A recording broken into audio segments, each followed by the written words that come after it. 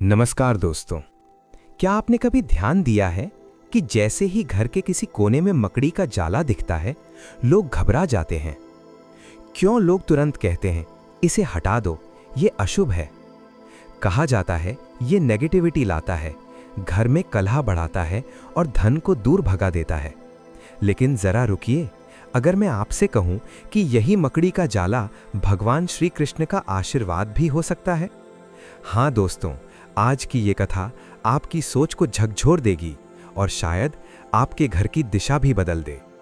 इस वीडियो को अंत तक जरूर सुनिए, क्योंकि ये केवल कहानी नहीं, एक आध्यात्मिक संदेश है। धार्मिक मोटिवेशन हब में आप सभी का हार्दिक स्वागत है। दोस्तों, ये कथा बहुत पुरानी है। एक छोटे से गांव में गोपाल नाम का एक गरीब किसान रहता था। दिन रात खेतों में मेहनत करता, पसीना बहाता, लेकिन उसके जीवन में धन कभी टिक नहीं पाया।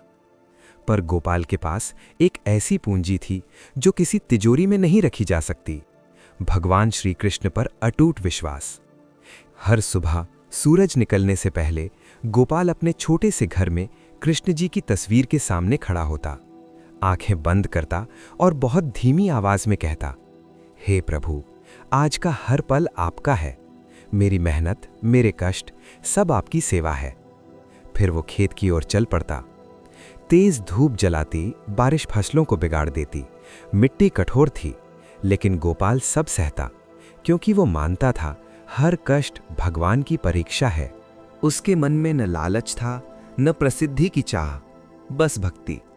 शाम को घर लौटता, पत्नी, छोटे छोटे बच्चे। घर छोटा था, पर वातावरण में प्रेम, समझ और कृष्ण नाम गूंजता था। वो बच्चों को सत्य, धर्म और भक्ति की कहानियां सुनाता। अगर कभी फसल खराब हो जाती तो मुस्कुराकर कह देता, प्रभु की इच्छा है, मैं धैर्य रखूंगा। लेकिन दोस्तों, दुख तो जीवन में आते ही हैं। कभी अकाल, कभी बाढ़, कभी बीमारी। बच्चे भूखे सो जाते, पशु मर जाते, जमींदार सताते।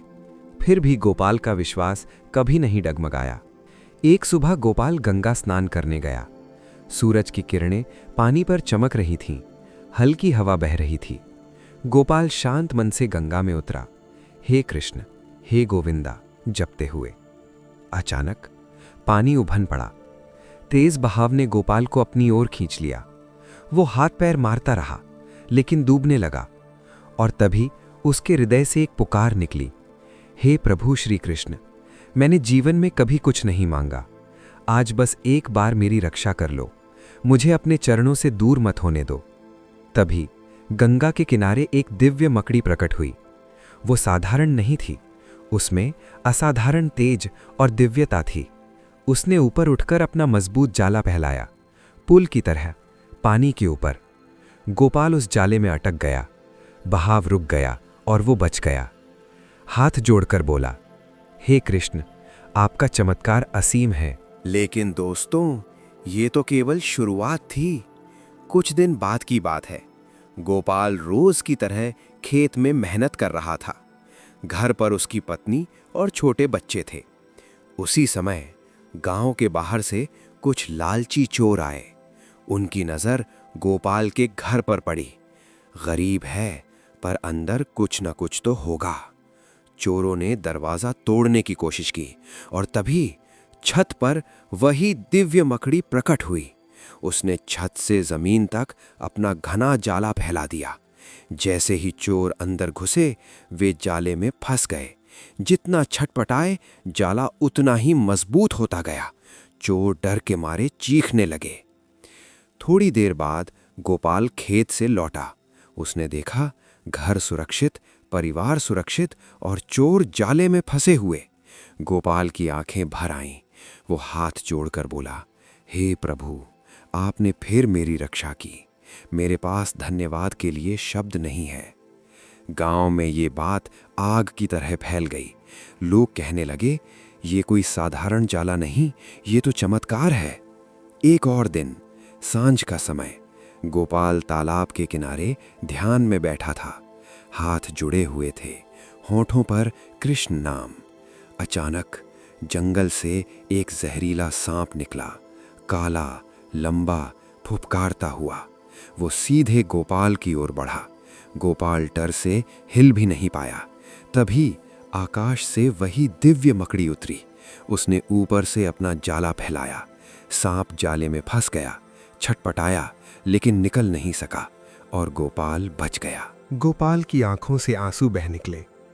वो बोला, हे कृष्ण, जब जब संकट आया आपने मकड़ी के माध्यम से मेरी रक्षा की। दोस्तों, अब सवाल ये उठता है, आखिर ये मकड़ी थी कौन? ये कोई साधारण जीव नहीं था। ये थी भगवान श्री कृष्ण की दूत। कहा जाता है, जब कोई सच्चा भक्त घोर संकट में होता है तो भगवान स्वयं हमेशा प्रत्यक्ष नहीं आते, लेकिन वे अपने दूत अवश्य भेजते हैं। भगवान ने कई जीवों को भेजना चाहा, सिंह, गरुड़, हंस, अन्य पक्षी और जलचर, लेकिन सभी ने संकट की भयावहता देखकर पीछे हटना चुना। तभी एक छोटी सी मकड़ी आगे आई। उसने कहा, प्रभु, मैं जाऊंगी, और उसने अपने जाले से बार बार गोपाल की रक्षा की। भगवान श्री कृष्ण उसकी निस्वार्थ सेवा से अत्यंत प्रसन्न हुए। वे प्रत्यक्ष प्रकट हुए, मुख पर दिव्य मुस्कान, आंखों में करुणा। भगवान बोले, हे मकड़ी, तूने मेरे प्रिय भक्त की 3 बार रक्षा की। आज से तेरा जाला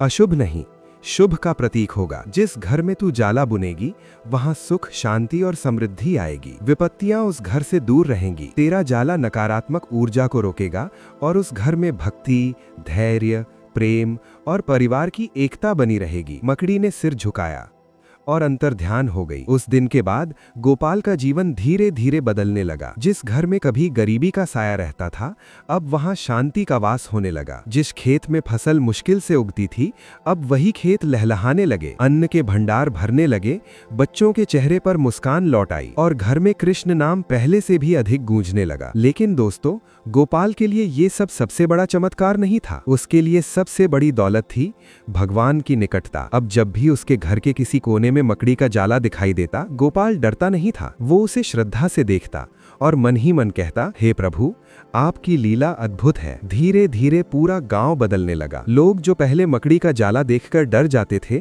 अब वे सोचने लगे, शायद जिसे हम अशुभ समझते हैं वो हमारी समझ से परे हो। दोस्तों, ये कथा ये नहीं कहती कि घर गंदा रखा जाए। साफ सफाई जरूरी है, व्यवस्था जरूरी है, लेकिन ये कथा जरूर सिखाती है, हर चीज को डर की नजर से मत देखो। कभी कभी भगवान उसी रूप में आते हैं जिसे हम सबसे कम महत्व देते हैं। कभी एक साधारण इंसान बनकर, कभी एक पक्षी बनकर और कभी एक छोटी सी मकड़ी बनकर। सच्ची भक्ति का मतलब केवल पूजा नहीं होता। सच्ची भक्ति का अर्थ है धैर्य, विश्वास और हर परिस्थिति में भगवान को याद रखना। जब इंसान पूरी ईमानदारी से अपने कर्म करता है और परिणाम भगवान पर छोड़ देता है, तो कोई भी संकट उसका कुछ नहीं बिगाड़ सकता। तो दोस्तों, अगर आज आपके घर में मकड़ी का जाला दिखाई दे तो डरिए मत, घर साफ रखिए, लेकिन मन में नकारात्मकता मत लाइए। शायद वो जाला आपके घर के लिए एक संकेत हो कि ऊपर कोई है जो आपकी रक्षा कर रहा है। और अगर अभी आपके जीवन में कठिन समय चल रहा है, तो ये याद रखिए, भगवान देर कर सकते हैं लेकिन अंधेर नहीं। सच्ची भक्ति कभी व्यर्थ नहीं जाती। श्री कृष्ण अपने भक्तों की रक्षा जरूर करते हैं, किसी न किसी रूप में। अगर इस कथा ने आपके दिल को छुआ हो